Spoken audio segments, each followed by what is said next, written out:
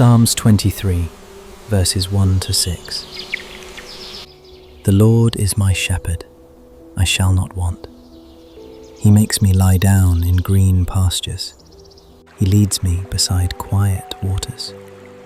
He restores my soul. He guides me in the paths of righteousness for the sake of his name.